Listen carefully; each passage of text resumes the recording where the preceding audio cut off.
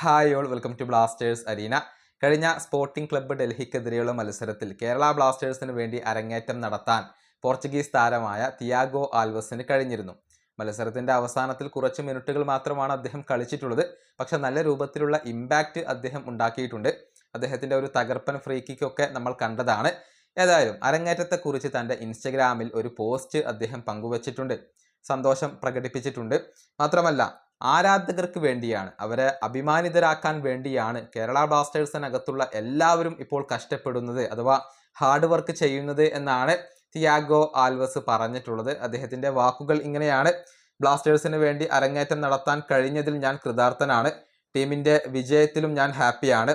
നമ്മുടെ ആരാധകരെ അഭിമാനിതരാക്കാൻ വേണ്ടിയാണ് ഇവിടെയുള്ള എല്ലാവരും ഹാർഡ് വർക്ക് ചെയ്യുന്നത്. ഞാൻ ഒരു ഒഫീഷ്യൽ മത്സരം കളിച്ചിട്ട് ഇപ്പോൾ കുറച്ചധികമായി. കളിക്കളത്തിലേക്ക് മടങ്ങിയെത്താൻ കഴിഞ്ഞതിൽ ഞാൻ വളരെയധികം സന്തോഷവാനാണ്. സ്റ്റെപ്പ് ബൈ സ്റ്റെപ്പ് ആയിക്കൊണ്ട് ഞാൻ ഇമ്പ്രൂവ് ആവുന്നത് തുടരും. എൻ്റെ ബെസ്റ്റ് നൽകും. ടീം അതിൻ്റെ ലക്ഷ്യത്തിലേക്ക് എത്താൻ വേണ്ടി സഹായിക്കുക തന്നെ ചെയ്യും.